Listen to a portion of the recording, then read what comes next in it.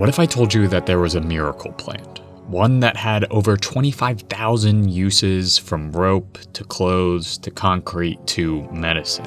A plant that grew quick and tall, that dug its roots deep into the dirt and sequestered tons of carbon back into the soil while sucking up polluting metals back out of it. Could you guess what it is? I'll give you a hint. It's been demonized for its association with its cousin, weed. That's right, this miracle plant is hemp. But in the US, it's barely grown. So why, if hemp can do such good, has it been so villainized in the eyes of Americans? This is the story of how the United States almost had a sustainable hemp-based society and then threw it all away.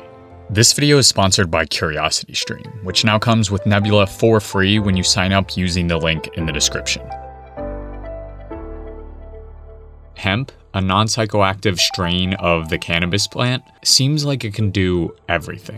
It's one of the fastest growing plants on the planet. It's able to sequester 15 tons of carbon dioxide into the soil per hectare and crowds out weeds to such an extent that very little herbicide is needed to grow it successfully. When implemented in a crop rotation, hemp can be a boon to farmers. Indeed, the Rodale Institute found in their hemp cover crop trials that yields of soybean and wheat increased in the next year while weed pressure dwindled. This might be in part due to the plant's ability to pull heavy metals like cadmium and lead out of the soil while aerating the subsoil with its root system, ultimately leaving a healthier soil for the next plant.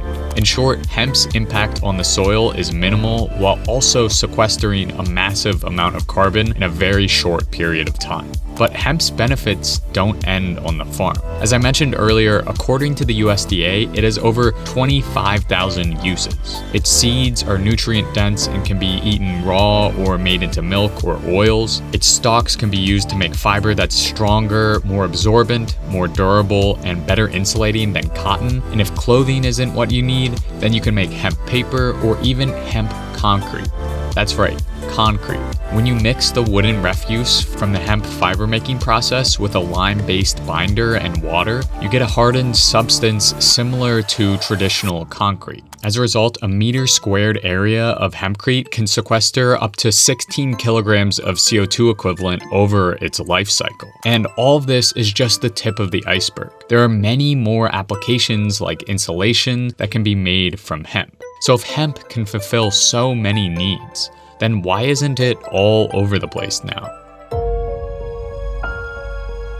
Back in 8000 BCE, Mesopotamians were weaving hemp cord into pottery. That's right, hemp was getting used as far back as 10,000 years ago. In fact, the plant is one of the first cultivated crops. In China, hemp has been continuously cultivated for over 6,000 years, with farmers first converting the crop into textiles and then later in 150 BCE into some of the first paper. And from the paper of the Magna Carta to the very sails that brought the violence of colonialism to the shores of North America, hemp has been part of history. In fact, the early days of the United States were marked by an intensive hemp economy. In 1535, King Henry VIII of England required farmers to sow at least a quarter acre of their land with hemp, because at the time, 80% of clothing was made from hemp. As a result, the American colonial project partly developed on the back of hemp. The first American colony in Jamestown, Virginia, mandated farmers grow hemp in 1619. And soon after, Massachusetts, Connecticut, and the Chesapeake Bay colonies all enacted similar laws. Hemp was even used as a form of currency in some colonies. George Washington farmed hemp,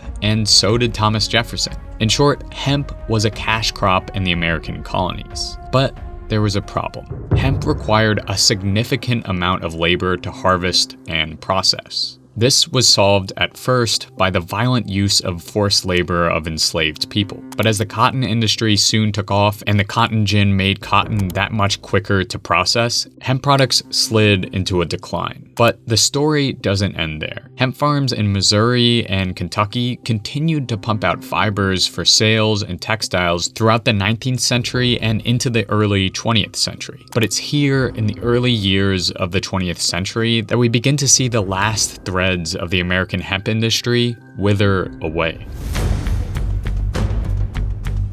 The American hemp industry was struggling in 1919. Steam engines were replacing hemp sails, cotton was overshadowing hemp clothes, and there was not yet an industrialized mechanism to keep up with the advances of logging and alternative textile industries. But that year, a promising development appeared on the horizon. A man named G.W. Schlichten took out a patent for a machine that would reduce the labor required to produce hemp by a factor of 100. Essentially, it was a hemp version of the cotton gin. Everything was ready for an American hemp boom.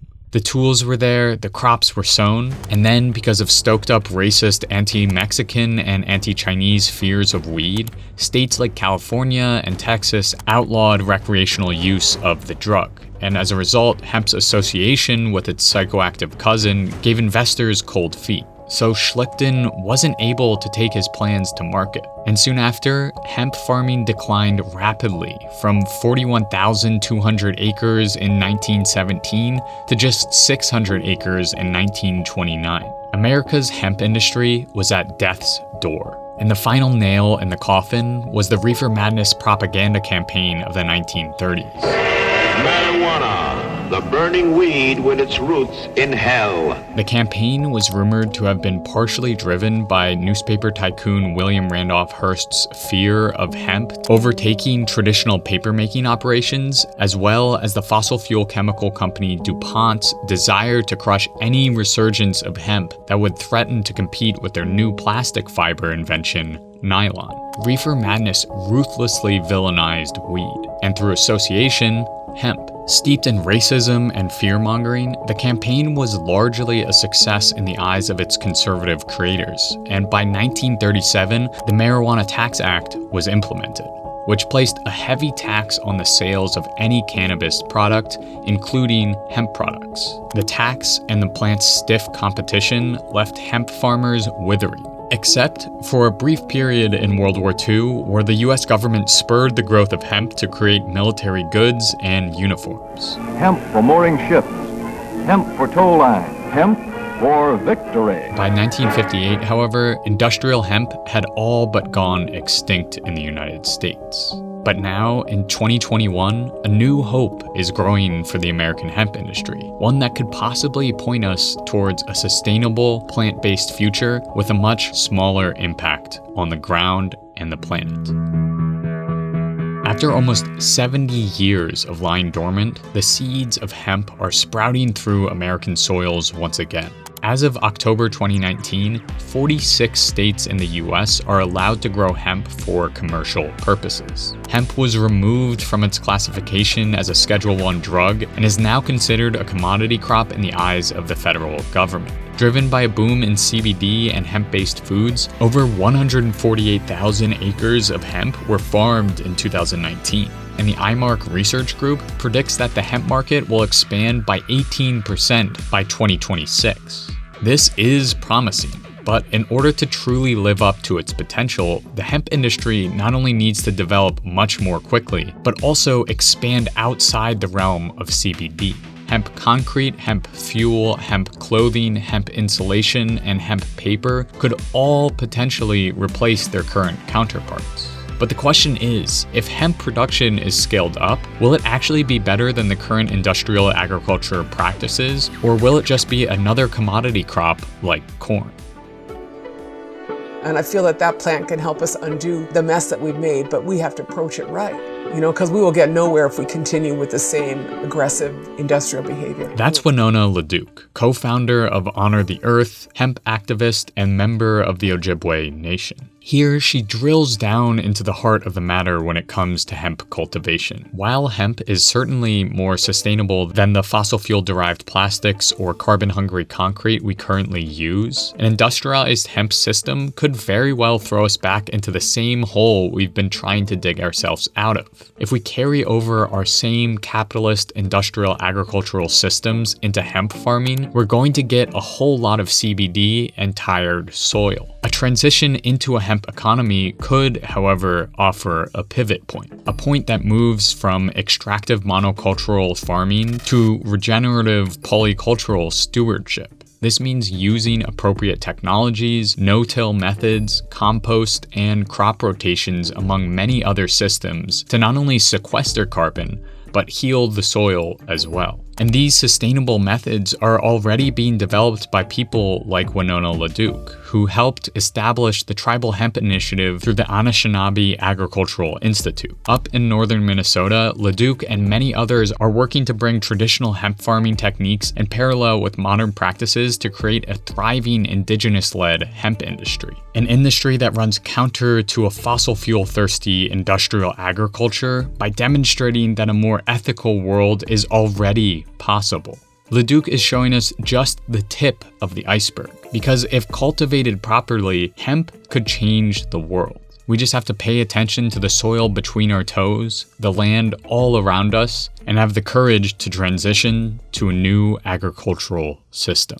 If you're interested in learning more about the specifics of hemp concrete, then you're in luck. I wrote a little bonus section about hempcrete, but I didn't feel like it fit well with the rest of the video. So I've uploaded that section as an extended edition of this video on the streaming platform my creator friends and I built called Nebula. The bonus content replaces this ad because there aren't any ads on Nebula. And you'll not only see a lot of extended editions, exclusive content, and ad-free videos over on Nebula from me, but also from channels like Second Thought and Polymatter. Nebula allows viewers to support creators directly so they don't have to worry about the pesky YouTube algorithm. Nebula is awesome, but it's now made even better with our partnership with CuriosityStream. CuriosityStream is the go-to streaming platform for thousands of top-tier documentaries, like the drought episode of Fatal Forecast, which looks at how the climate crisis is making extreme droughts worse. And because CuriosityStream loves supporting educational creators, we worked out a deal where if you sign up with the link below, not only do you get access to CuriosityStream, but you'll also get Nebula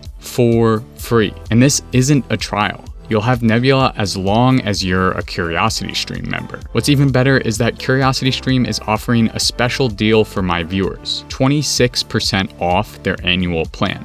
That's a little over $1 a month for both CuriosityStream and Nebula. By signing up, you'll not only directly support Our Changing Climate, but you'll also gain access to thousands of documentaries and exclusive videos from your favorite creators. So if you want to support both Our Changing Climate and hundreds of other educational content creators, go to curiositystream.com/OCC or click the link in the description and sign up for CuriosityStream and Nebula for just $14.79 per year. That's 26% off. Thank you so much for watching all the way to the end. If you've already signed up for CuriosityStream, you can also support me by becoming an Our Changing Climate patron. Just pledging $1 a month gives me the financial stability I need to keep making more videos like this. Thanks again for watching, and I'll see you in 2 weeks.